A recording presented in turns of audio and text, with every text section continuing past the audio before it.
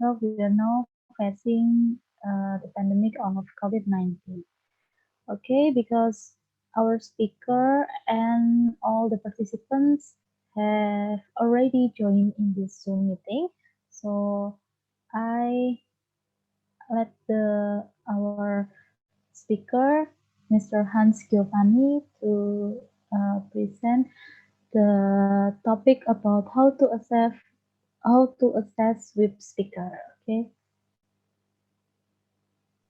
Okay, thank you. Good evening, all. I am Hans from Unhas.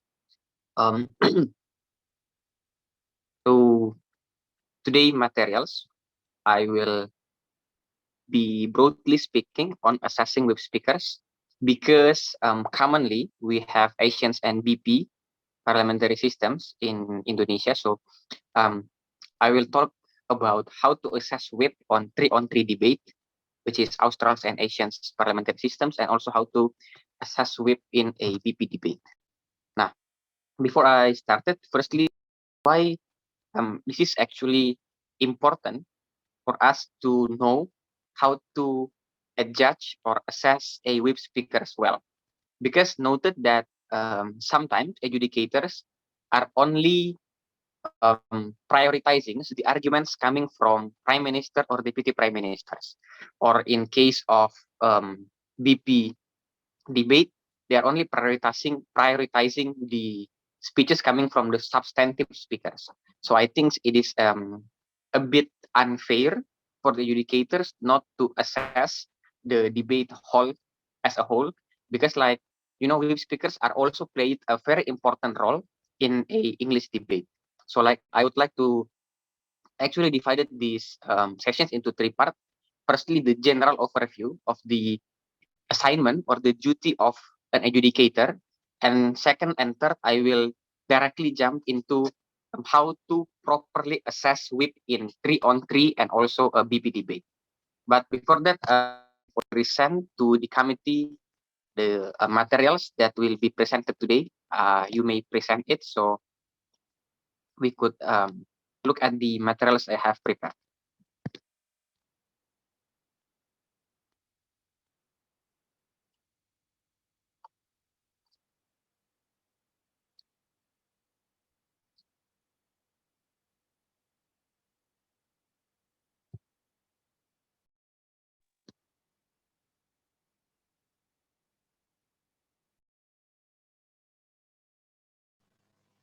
Okay, wait a minute.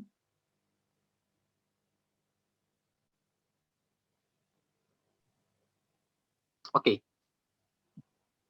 move on. Next. So that's basically three things that I'm gonna talk about today. Firstly, general overview of the assignment of an adjudicators. Then we will talk about how to assess web speakers in 3-on-3 and also in BPTB. Move on. Okay, adjudicators role. So obviously, I will assume that all of you in this room have a basic or minimum knowledge about being an adjudicators. I mean, I hope that you have joined a debate competitions or as a participants or as an adjudicator, so that I will not talk much about this subject. I will just introduce it to you so that we will have a brief link back towards the role of adjudicators and the relations between that role with assessing web speakers both in 3-on-3 and also BP debate. So obviously, as adjudicators, you should assess the debate fairly. You should determine the winner. Obviously, there should not be any hasil neutral in debate competitions. You have to give score and assess the panels if there are any panels, give oral adjudications, and also give constructive feedback if the debaters demanded you to give them constructive feedback. Now, moving on. Now, do's and don'ts of being an adjudicators. Obviously, you have to be open-minded, listen to the argumentations holistically, write everything that is deemed important in the debate, and pay attention to the details. Don't be biased. Don't count arguments coming from debaters, because I usually found there are several adjudicators say that, oh, for example, team A is better than team B in comparison because they brought more arguments in comparison with the other team. And thirdly, there are no automatic win or lose. What is important actually is that, as I said previously, sometimes there are many adjudicators that deemed the debate and the moment, like the first or the second speakers finish their speech. So like there are several adjudicators that have this bad attitude to determine the winner of a debate just from just by comparing the arguments coming from the first and also second speakers. So obviously it is not paying attention to the details in the debate and also judging the debate holistically, because sometimes whip speakers played a very pivotal role in a debate, because sometimes they brings a good clashes, extending the case of their previous speakers. Sometimes they are also giving good responses or rebuttals towards their opponent. So like that is very important for us to not deem the debate over the moment the substantive speakers, like the first and second speakers, have already finished their speech. We have to adjust the debate holistically and also give credit if there are any, for example, important contributions coming from the whip speakers. Now moving on. So let's go further and talk about how to assess the whip speakers in Asians parliamentary in 3-on-3 debate and also in BP debate. Firstly, we should be aware about the role of a whip speaker in an 3-on-3 debate, right? So like as in general, they ought to give response or provide rebuttals towards the previous speakers. So if, for example, they are the government whip, then they also have to give responses towards the second or the first speakers of the opposition of the House. If they are opposition whip, then they should also respond the points or the line of argumentations coming from the previous speakers, which is the government whip, the deputy prime minister, and also the prime minister. Secondly, explain clashes that happen in the debate. This is the most common assignment of being a whip speaker, because like in most debates, we hope that a good whip speakers will provide us the clashes that happens on the debate. Later on, I will explain why actually providing clash, explaining the clashes happening in the debate is very important for a team to win. And thirdly, obviously, whip speakers should not bring any new materials. So like we have to pay attention towards the cases coming from whip speakers so that we could like adjudge whether it is a new materials or not. Because like if, for example, here's a brief reason why it is not fair for the adjudicators to give a big credit towards new materials or entirely new arguments coming from whip speakers. So assuming that these persons is a whip speakers in the opposition side of the House, if he or she or them would like to bring new materials, meaning that there will be no chances coming from the government side of the House to respond the new materials coming from the opposition whip. So like it is a bit unfair for the adjudicators to like give big credit towards new materials coming from opposition whip, for example, because there will be no speakers left in the government side of the House to respond towards that case. What if the case, for example, it is a new materials coming from the government whip? So there are two approaches. Firstly, you can count that materials, count that arguments, but pay attention whether or not the the opposition whip are giving any responses towards that new materials coming from government whip. If there is any, then you should give the credit point towards the opposition whip, because the opposition whip able to like noticing that there are new materials coming from the government whip and successfully respond or rebut it, right? But if there are no responses coming from the whip speakers, for example, towards this new material coming from government whip, then you should not give a big credit towards the government whip by saying that, oh, the argument stands because opposition whip never response, never giving any sufficient response towards that new materials coming from government whip. I think this is very important because sometimes there are adjudicators who see that, oh, the government whip bring this point, which is a entirely new materials, then they are giving credit to the government whip because the opposition whip never responded to that case. I think this is an unfair things to be done by an adjudicator. So pay attention towards the cases coming from the whip speakers. If government whip are bringing new materials, then pay attention. If there is any sufficient response coming from opposition whip, then you should credit that response. But if there are none, if there are no responses at all coming from opposition whip, then it is okay. You should not give big credits towards the government whip because opposition whip failed to do so, right?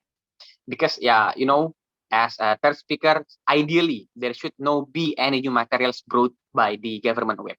Now, moving on. Now, before I explain those things in the presentations, pay attention that this is what an ideal whip speakers look like. Sometimes in a debate round, we found whip speakers that not giving or have a structures as good as it should be.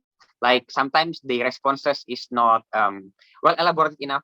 Sometimes they are not bringing any extensions towards the arguments coming from their previous speakers. Sometimes also they are rebutting or responding the cases coming from their opponent one by one. So I think you should not constrain yourself in assessing whip speakers, because it doesn't necessarily mean that if a whip speaker don't have a good structure in their speech, then they will automatically get lower credits than the other speakers, right? So like, even if we do know the ideal structures of whip speakers, which is responding the case of their opponent, bringing clashes, and also extensions of their team's case. But even if in a debate round, you found, for example, there is whip speakers who are not bringing their cases based on this structure, then you should not be constrained. You should not say that, oh, their structures is not good, so they will automatically get a low score, for example. Because what is important is the substance of their cases, the substance of their materials, right? So like, doesn't necessarily mean if you say that, oh, they are not bringing any class at all, they are only responding or rebutting the cases coming from their opponent one by one, then they will automatically get like 70 or 90, 69, right? Please pay attention towards their substance, towards the matter of their cases. Now, these are three things that ideally should be brought by whip speakers. Firstly, they should give responses towards their opponents. Good responses could be in a forms of 1 minus A. So if, for example, the opponents say, let's take an example of motions, a very basic motions, this house would ban smoking in public places. If, for example, the government, the second speaker of the government say that smoking in public places is harming the rights of others to breathe fresh air, for example, then the whip speakers, the opposition whip would like to say that, oh, no, we say that smoking in public places will not harming others' rights to breathe fresh air, because we could provide, for example, a special place for these smokers to smoke their cigarettes. So like, that's the forms of minus A. So if they claim A, then the respondent should be minus A. Or in simple, if they claim that this thing will happen, Then minus A means that negations towards that. So if they say that, oh, smoking in public places will harms others' rights to breathe fresh air, then the negation would be, no, smoking in public places will not harming others' rights to breathe fresh air, right? So like that's the first forms of responses, by giving negation towards the points coming from their opponents.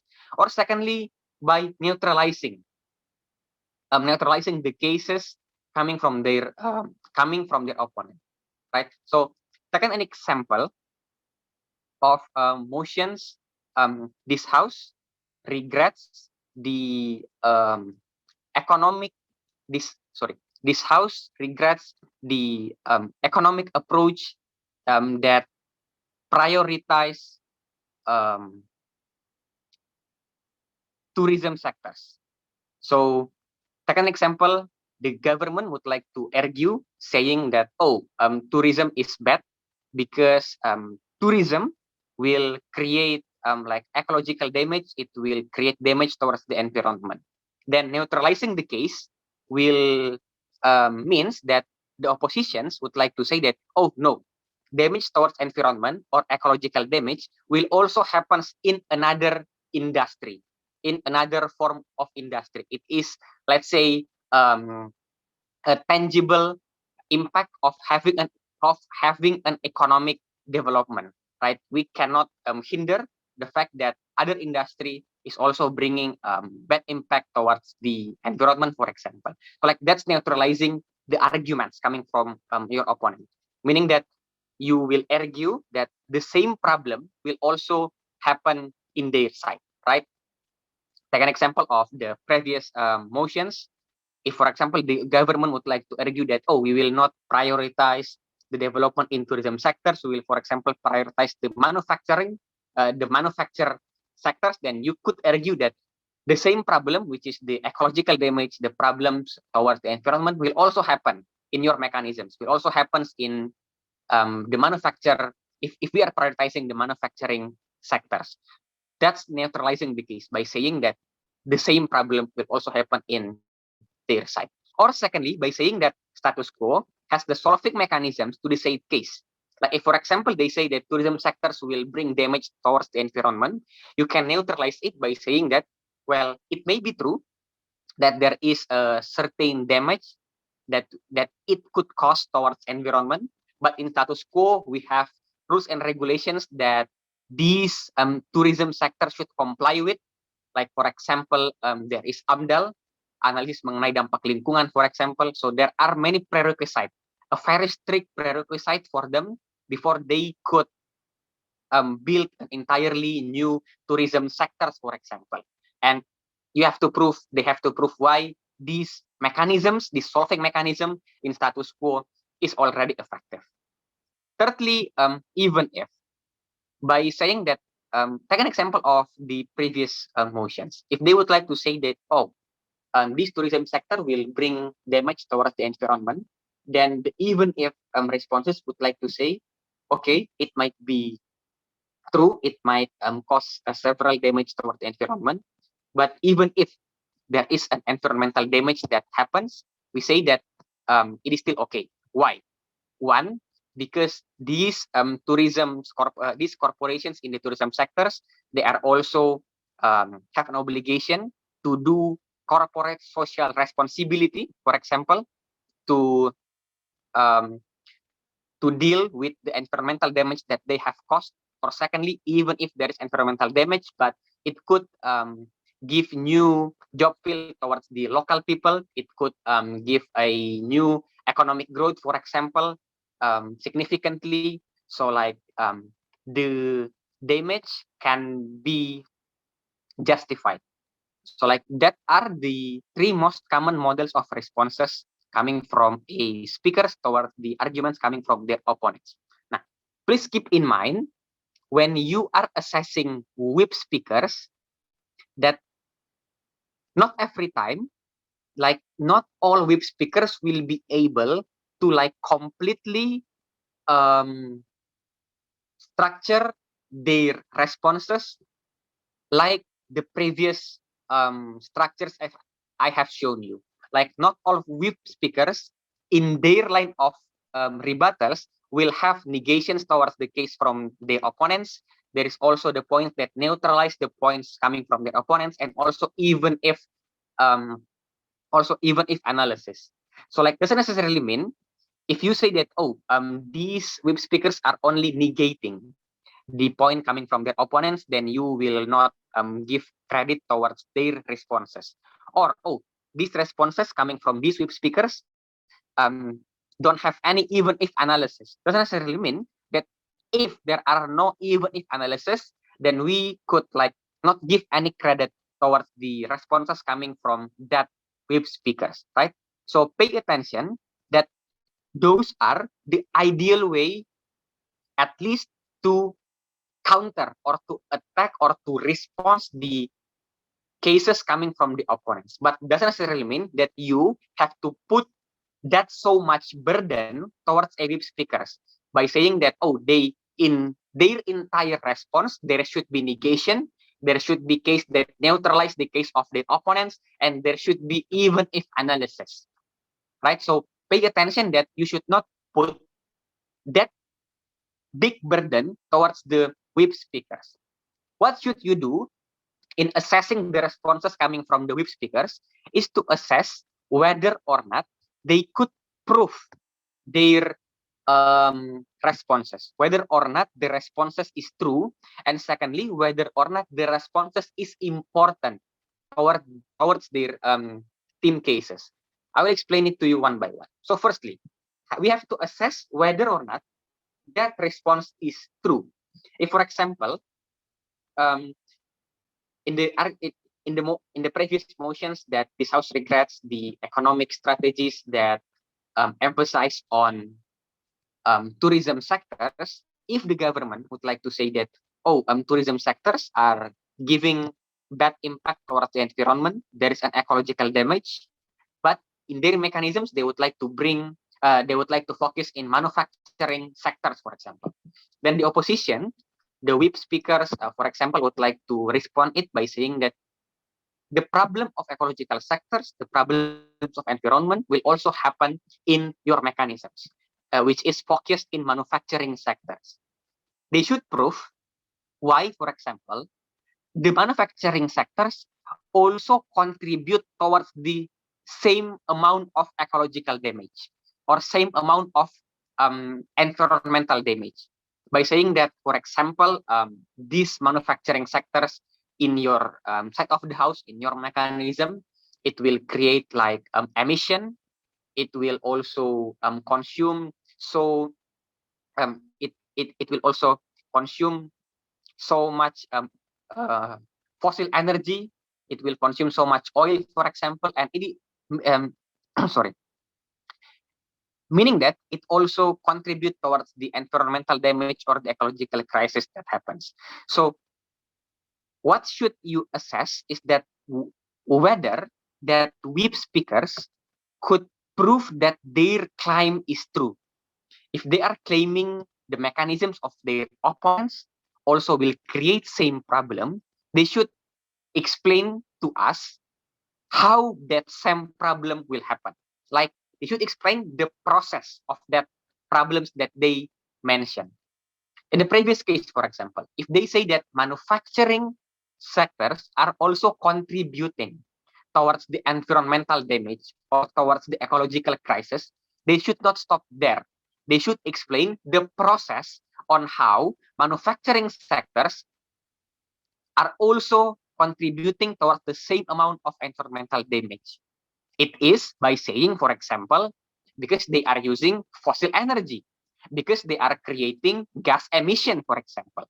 So like there should be explanations of process in their responses, right? So like what is important from their response um, is not having a good structure or could show to you the lackness of their opponent's argumentations, but also to have an explanations, a serial of process of why their claim is true. That's the first approach to adjudge a response, a rebuttal. Secondly, whether or not these speakers could prove that their response is important. So a good point, a good cases in a debate should apply on two bases. Firstly, why it is true, and secondly, why it is important. Why it is true, as I said previously, is by giving the serial of process of why your claim would happen, for example. But why a response or argument is important is by showing the impact or the contributions of that response or of that cases towards the dynamic of the debate. Let's take an example of the previous example I have shown to you. If they would like to argue that, manufacturing sectors are also creating environmental damage or contributing towards the ecological crisis, right? And they have already explained to you the process of how manufacturing sectors would also create or contribute towards the ecological crisis. Second step, they could step in and say that why this response is important. This response is important because this response show to you the lackness in government side of the house line of argumentations, or it shows to you that actually the mechanism given by the government side is not solving their own problem. It's not solving the problem that they created. Because like they created a problem saying that these tourism sectors will contribute towards the environmental damage. But on the other hand, they are proposing focusing on manufacturing sectors, in which it also creates the same problem. It also contributes towards the ecological damage, for example, meaning that their own mechanism is not solving the problems in their side of the house, right? Or the problem in the side of the house will still happen even if we are applying their mechanism. So like that is showing why your responses is important by explaining what is the contributions towards that response in the dynamic of the debate. In the previous example, that speakers has succeeded to show to you that my responses, beside implicitly, beside that speakers have already explained the process of why manufacturing sectors will also contribute towards the environmental damage. But secondly, it's also show to you that the responses are also showing towards adjudicators implicitly that their proposal will not solve the problems that they concern in their side of the house. So there are two approaches in giving a responses. Firstly, why the response is true, and secondly, why that response is important. So like what should be assessed by the adjudicators is that content of response. One, look whether there are any process explained by the whip speakers. If they are claiming that, oh, that will not happen, or the status quo has solving mechanism, then they should explain the process. If they say that it will also happen in their side of the house, then explain the process. If they say that status quo has solving mechanism to the same case or to the cases coming from the government, what should they do is to prove why the status quo that they glorify is effective in solving the problem. The previous example is, for example, they would like to say that, oh, even if there is environmental damage caused by tourism sectors, but there is AMDAL, for example. What should they do is to prove why AMDAL is effective enough in preventing the environmental damage created by tourism sectors. So like they should explain, if they say that there is a solving mechanism in status quo, what is important is to explain why that solving mechanisms is effective. The easiest way to do so is by showing an example, right? Show that an example or cases in which AMDAL is succeeding in preventing any environmental damage. So like that's what should be adjudged from the responses coming from the whip speakers. You should pay attention whether there is explanations of process in their responses, Secondly, whether they could prove to you that their responses are important towards the dynamic of the debate. The case is, what if these sweep speakers are giving responses, but as I said, there are no explanation of process, or they are saying that, oh, status quo has solved mechanism, but they are not explaining why the mechanism in status quo is effective. What should the adjudicators do in that kind of cases? So firstly, we still credit the effort of these speakers to try to respond the cases coming from their opponents. But since there are no explanations of process, there are no proof why, for example, their mechanism will work, there are no explanations why their responses is important towards the dynamic of the debate, then the case coming from their opponents obviously would still stand, right? So like it is very easy to adjudge whether or not the case of the opponent still stand, or whether or not the response is good enough to tackle down arguments coming from their opponents. If, for example, they are only mentioning, oh, that problem will not happen, oh, that problem will also happen in their side, without necessarily explains the process, explains why their mechanism is better, for example, then meaning that that argumentations coming from their opponents would still stand on the debate. That's on responses. Secondly, on clashes, right? Nah, here's the thing. Why clash is very important to be brought by the web speakers. Because in my opinion, providing clashes will show will show the adjudicators the dynamics of the debate and show why your team is winning in the debate. Because like sometimes web speakers are only busy responding towards the unresponded cases coming from their opponents without necessarily showing to us what already happened on the debate and why their team is winning the debate, right? So like it is also important to be noted in assessing with speakers that never counting their responses. What do I mean is that doesn't necessarily mean if, for example, they would like to response all of the cases coming from their opponents, then it is a good example. For example, then you should give these web speakers high scoring, for example. No, it doesn't work like that, because what should you adjudge is whether or not they are responding to the important arguments coming from their opponents. So like it is not a matter of responding how many arguments coming from their opponents. It is a matter of responding important arguments coming from their opponent.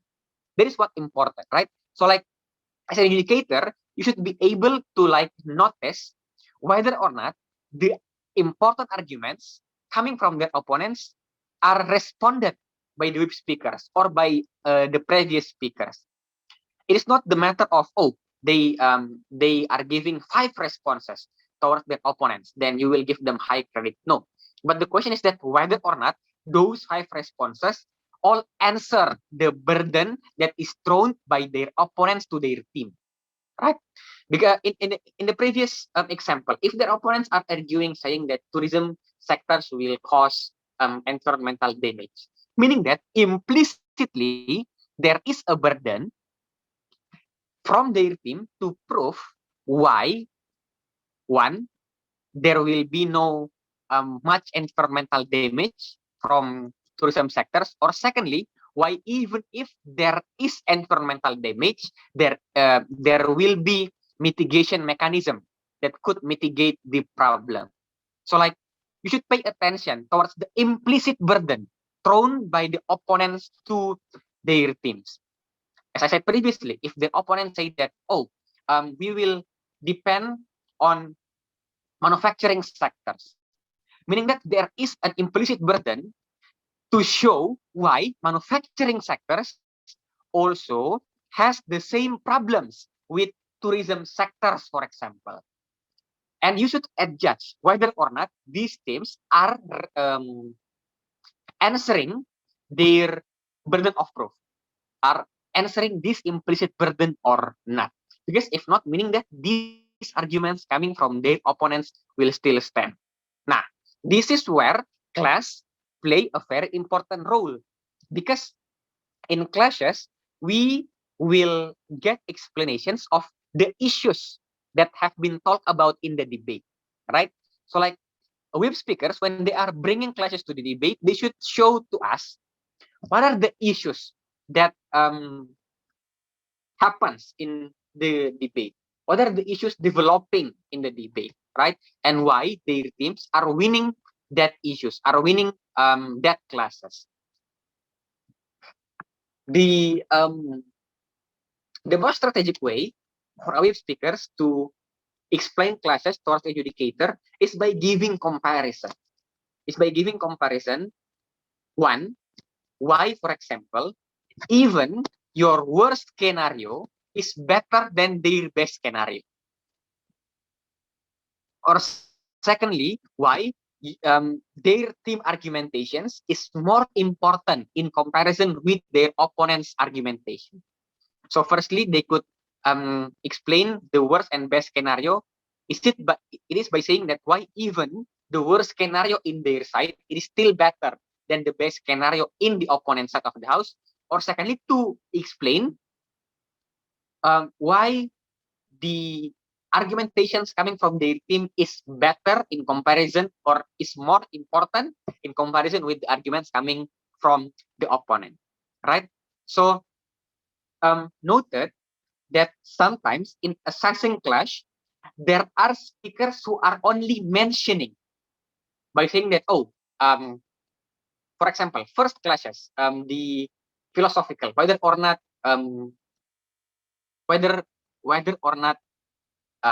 the government have rights to limit people right to smoke, whether or not it is justifiable for the government to ban smoking in public place, for example. The government explained to you ABC. Our team explained to you ABC. Then end of story. So what actually a whip should do is by explaining why those ABC points coming from their team is better than those ABC points coming from their opponent, or why, for example, it is more important than the point coming from their opponent, right? So please pay attention, because like we cannot give much credit towards third speaker who are only re-mentioning the cases of their opponents and also their previous speakers, right? So the good clashes should contain at least two things. Firstly, should contains a new extension, right? Not new cases, new extensions. It is by giving new examples, for example, towards the points that have been explained by the previous speakers. And secondly, the good class should prove why their team cases, as I said before, is more important towards the dynamic of the debate, right? So pay attention that giving extension is not same with giving new cases or entirely undiscussed cases from the previous speakers, right? But it could be in the forms of giving new examples so that there will be more examples to prove that their point is true, or by giving explanations from the new point of view.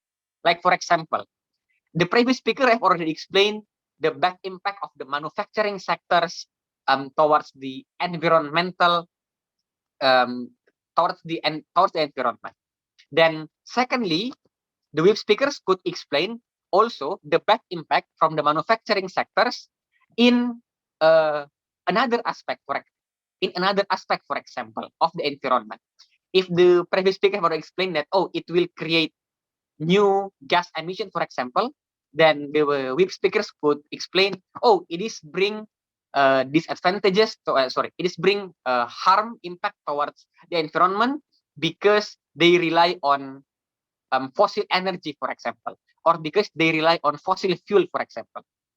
Noted that both of them, the second speaker talked about the bad impact towards the environment because of it will create gas emission. The third speaker extending it by saying it will create bad impact towards the environment because it rely on fossil fuel or fossil energy. Both second and third speaker explain the same bad impact, which is bad impact towards the environment sectors, bad impact towards the environment. But they are giving two different examples. The second speaker are giving examples regarding the bad impact because it will create gas emission. The third, it will give bad impact because it use fossil fuel. So that is what I mean, new example. So new, same argumentation, but different example. What they should not do is, if the second speaker are talking about, oh, it will create bad impact towards the environment, then suddenly the third speaker begin his or her speech by saying that, oh, there will be also bad impact, let's say, towards humanitarian problem. Like, meanwhile, humanitarian problem haven't been discussed both by the first or the second speakers or also by their opponents. It is new materials because it is an entirely new materials haven't been discussed both by first and second speakers as well as their opponents, right? So pay attention. Which one is new example? Which one is the extensions given by third speaker? And which one is, new cases or new line of argumentation? Now move on. That's assessing whips in 3-on-3 debate. So pay attention to the responses, pay attention to the classes given by the whip speakers, and thirdly, pay attention to their extension. Right? Now, moving on to the whip role in BP debate. But before that, I have to go to the toilet, so please wait like 2 to 3 minutes.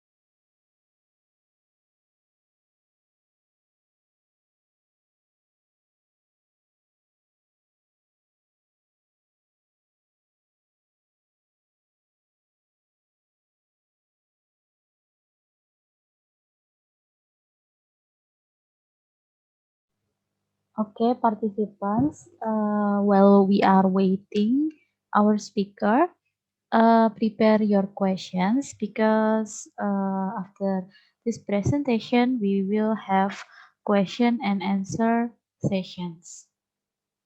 Okay, enjoy.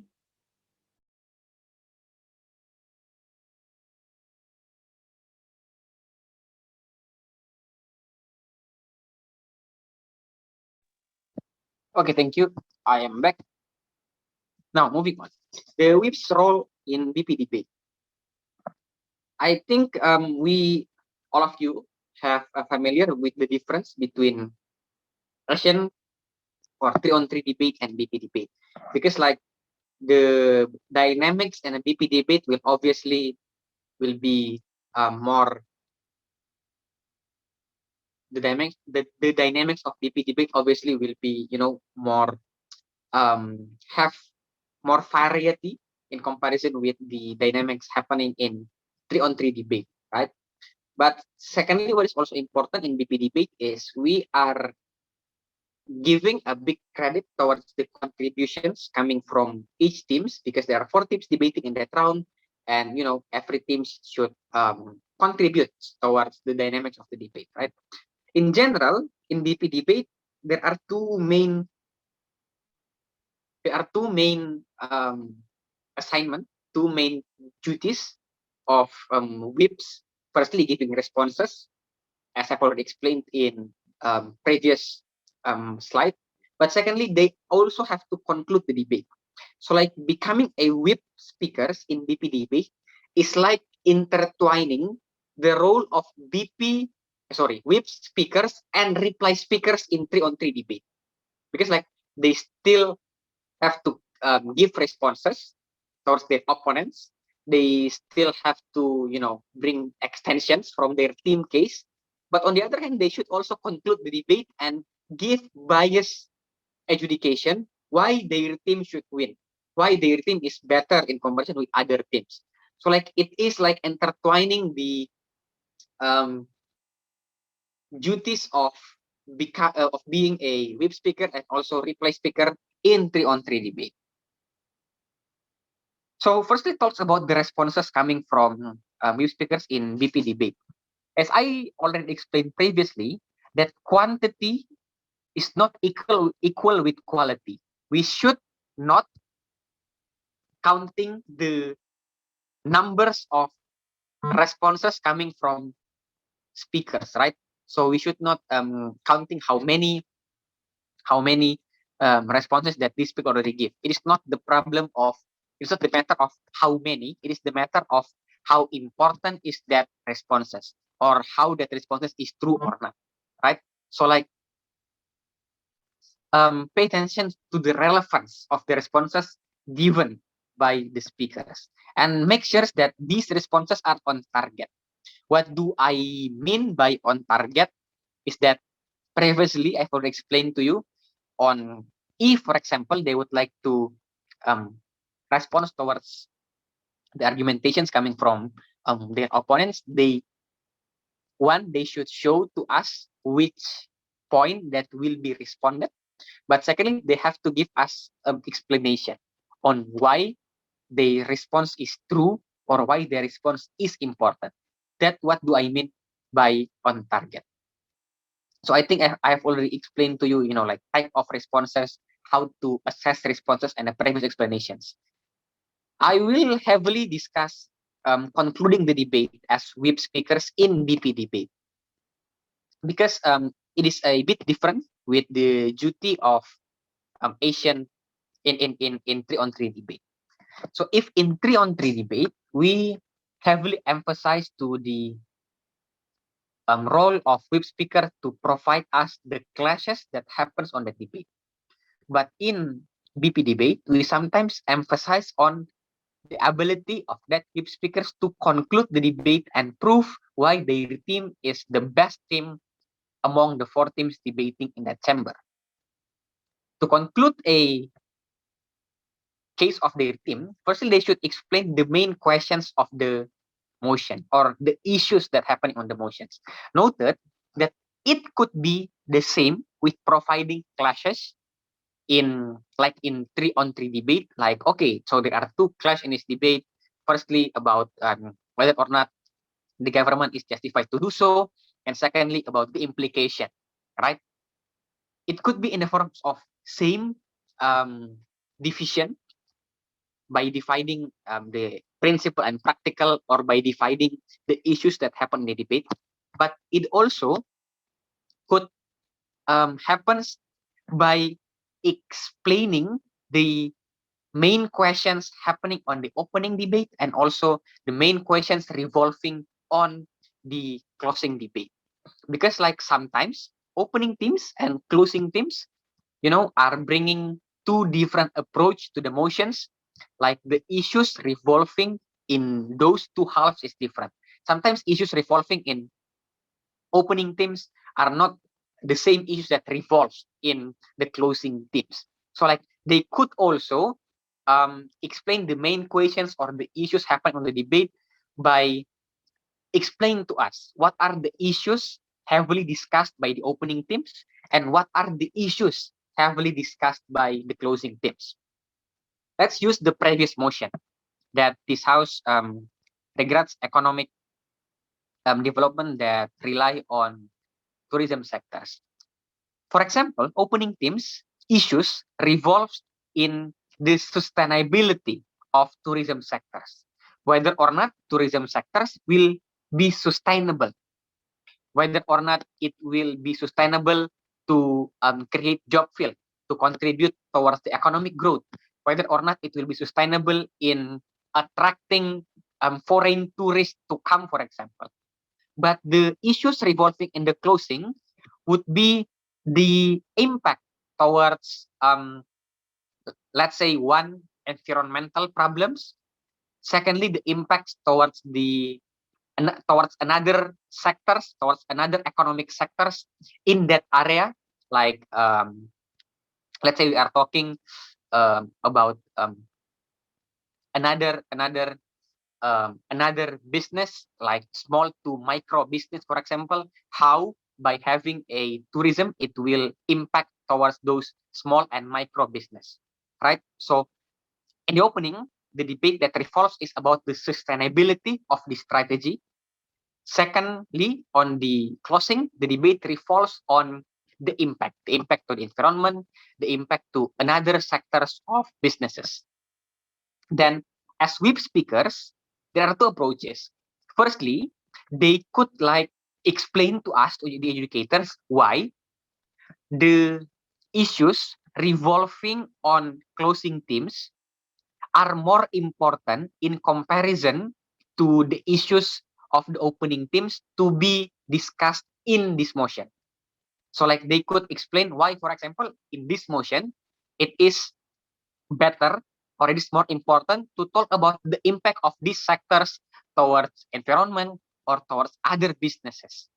That's the first approach, meaning that these speakers would like to frame the debate by saying that, okay, even if it is true that there are problem of sustainability in tourism sectors, in talking about tourism sectors, but what is more important is to talk about the impact, the further implications of having these these tourism sectors towards the environment and also other form of businesses.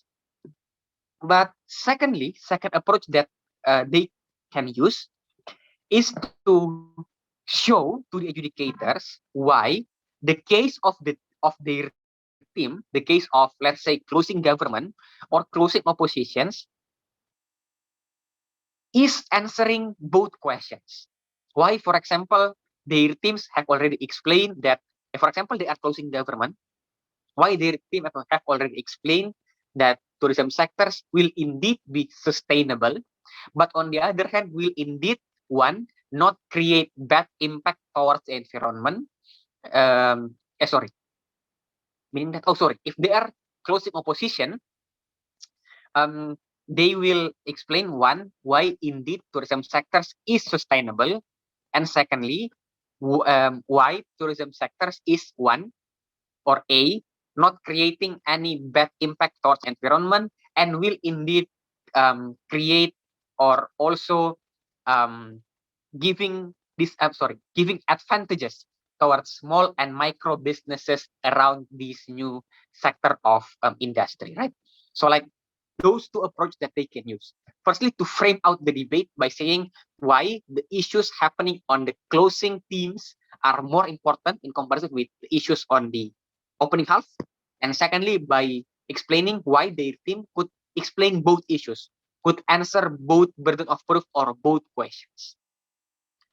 Keep in mind that doesn't necessarily mean if they frame out the arguments coming from the opening teams, then we will automatically not give any credit towards the opening teams. Because if they frame out, like for example, they would like to say, oh, actually, the arguments coming from opening teams about sustainability is true, but it is not important to be talked about or to be discussed in this debate. It is more important to talk about the implications of these tourism sectors without necessarily explain why it is more important to talk about the implication, right? So like if they try to frame out the arguments of the opening teams, then we should be critical to see whether or not there is a logical explanation coming from the web speakers that show to us why their points is more important in comparison with the points coming from opening teams, right? So we cannot take it for granted by saying that, oh, previously the closing teams have already explained that the points coming from opening is not important. But if there is no explanations why their point is more important, then we should not give any big credits to that models of approach, right? Secondly, thirdly, by providing explanations why their team case is better or more important than others. So like the first step is to show which issues are more important or to explain why their teams have already answered those questions or those issues happening in the debate. Now, secondly, to provide explanation why their team case is better in comparison with other team, meaning that they should be able to prove one, why their team case is better in comparison with their opponent. So if they are closing government, then why they are better in comparison with opposition. If they are closing oppositions, why they are better in comparison with government. But secondly, they should also explain why they are better in comparison with their opening team. So like if, for example, they are closing government, they not should only explain that their team is better than both opening opposition and closing opposition, but also have to explain that they are better teams in comparison with opening government. So like there are this burden in whip speakers, which is quite tricky actually, to be able to explain why your team case is better than the opening government, right? Sometimes adjudicators say that, oh, they are criticizing their own opening team, meaning that they are backlashing their opening teams. In my opinion, they are not backlashing their opening teams, but they are showing the lackness of their opening teams, right? So like, in my opinion, it is okay for a whip speakers to like criticizing the arguments coming from their opening teams by saying that their approach is not acceptable, for example, or their mechanisms could not play well, for example. What they should not do is to have different stance with the opening team. Is like, for example, the in the motions of ban smoking in public places, if the opening team would like the opening government say that we would like to ban smoking in public places entirely, then the stance of closing government will say no, we will not ban smoking in public places. We will ban smoking in, let's say, um, hospital or another critical public services building, right? I think it is a quiet different stances coming from the opening government and closing government. That what they should not do, to have a very different stances with their opening teams.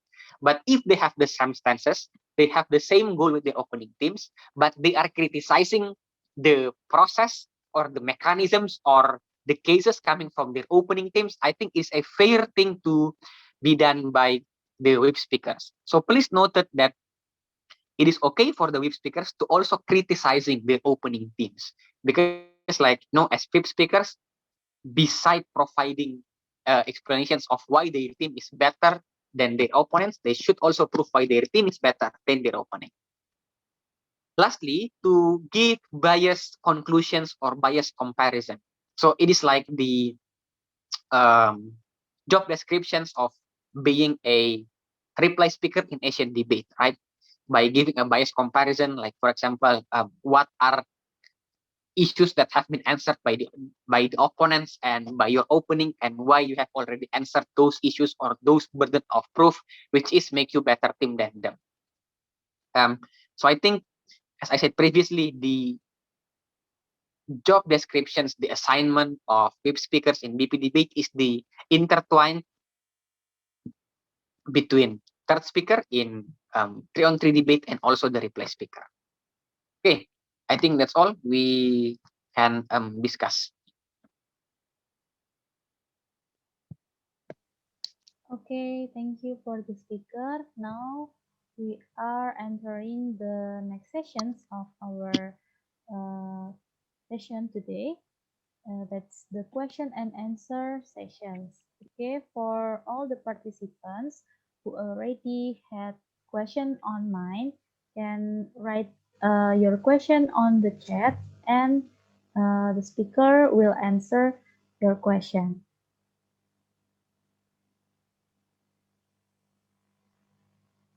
Or you can unmute your uh, your your uh, equipment here, so You can say it on speaker.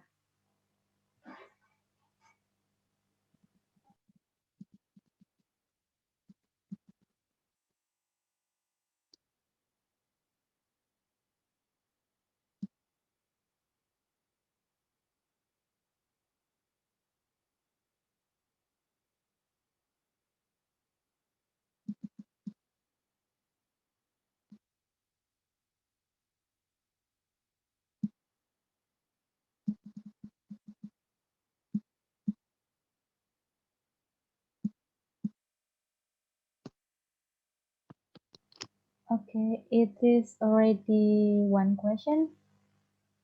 Heka, I have some question. How to bring rebut and classes for the opponent argument is really hard to tackle. Where sometimes as the whip, I even confused to respond it, then give the out of topic response. Okay, for the speaker can answer. Could you please answer the question from Sophia? So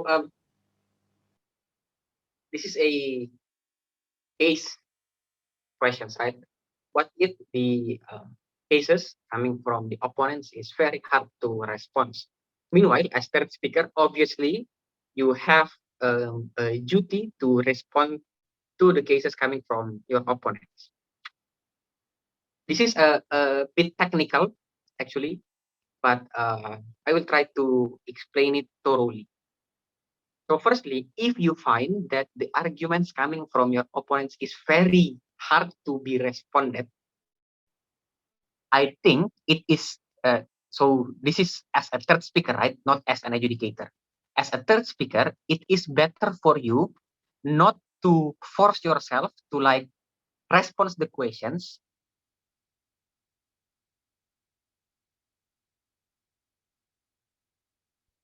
Sorry, it's a bit laggy. So it is better for you as a third speaker not to like try to respond the questions in which you cannot provide a good reasoning towards your responses. What do I mean is that it is better for you to like not respond it at all in comparison to respond it, but you know, you are not give a clear explanations or a clear reason why, for example, their point is worse than your line of argumentation, right? So like it is better not to, in comparison to try to do it, but it will not end up so well because the adjudicators will adjudge it the same way. If you are not responding it, they will not give you any credit at all. If you are responding it and you respond it wrong, or like your response is not on point, then they will not credit you also. But the difference is, if you are not responding it at all, meaning that you are not bringing it in your speech, then you will not spend your time to talk about an opponent's point that you don't know how to respond to. In comparison to, you try to respond it, but you don't know how to, you will like spend 1 to 2 minutes of your speeches to talk about things that is actually will not be credited by the adjudicator at all. Right? So like, in my opinion, if you don't know at all how to respond it, then just leave it. Then focus on responding their cases that their cases that also important, and you are sure that you can respond it well. By that, you will not spending your time like 1 minute or 2 minutes to talk about things that you don't know for sure how to respond to, because it will like spend your time, and the adjudicator will not give credit to it at all. But the second is in making clashes. How if, for example, you would like to make clashes and it is actually quite clear that on that clash the opponent is winning the debate, right? Like for example, you like to make clashes, then in the first clash actually the opponent is winning the winning the debate. What should you do in that situation?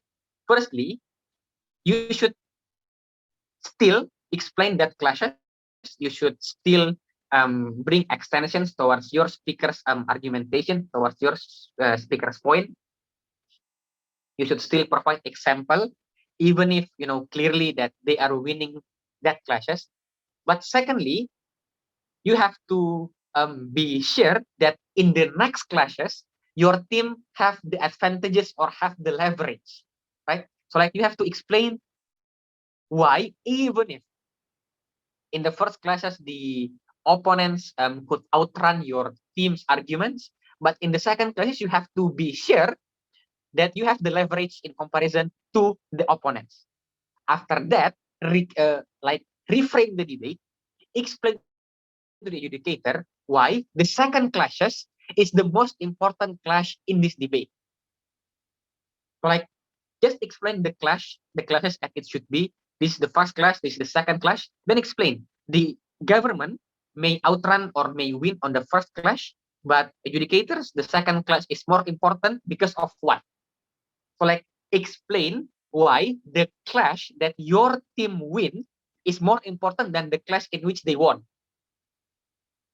It's a bit tricky for third speaker, obviously, but it is better rather than not explaining any clash at all, right? So like just explain the clash as it should be, then explain why the clash that your team won is far more important in this debate, is far more contributive towards the end of the debate in comparison with the clash that your opponents won.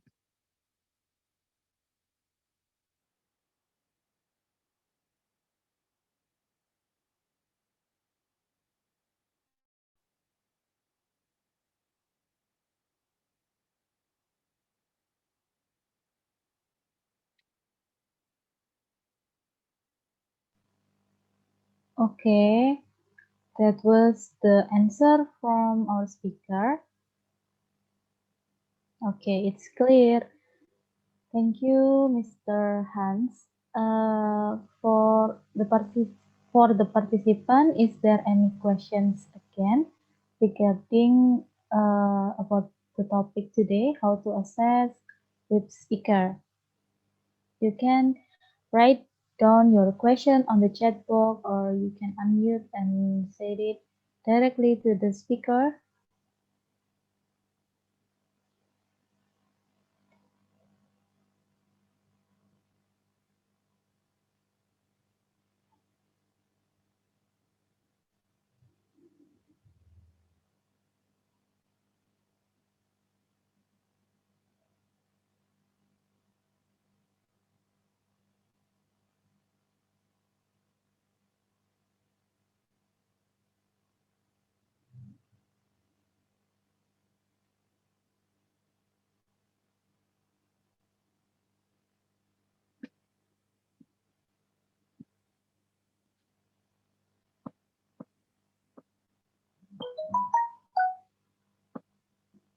Okay.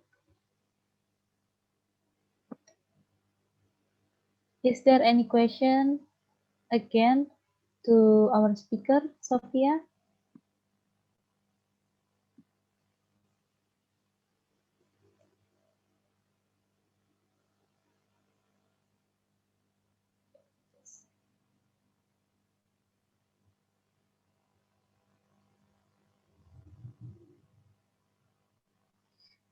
Okay, if there is another question, Mr. Hans.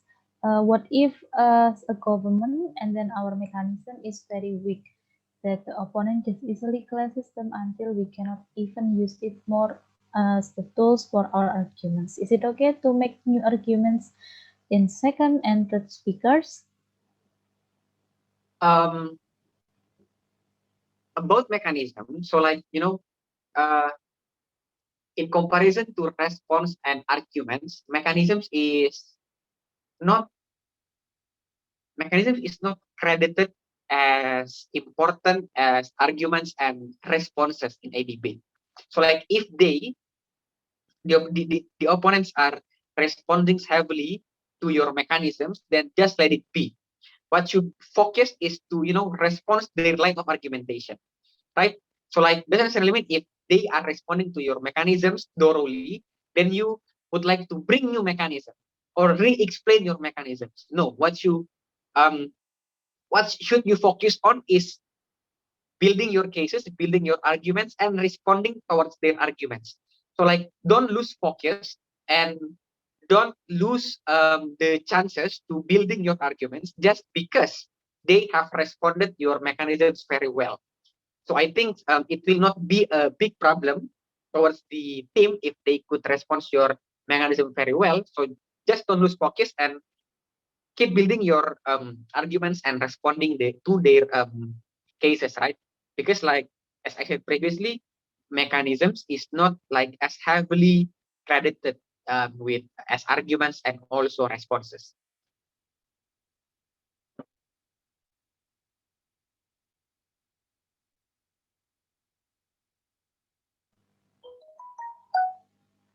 Okay, that's the answer from Mr. Hans. Is it clear, Sophia, regarding about the answer? Okay, it's clear. Thank you, Mr. Hans. So if the participants have another questions again on mind, you can soon write down it to the chat columns, or you can unmute and then you can speak it directly to the speaker.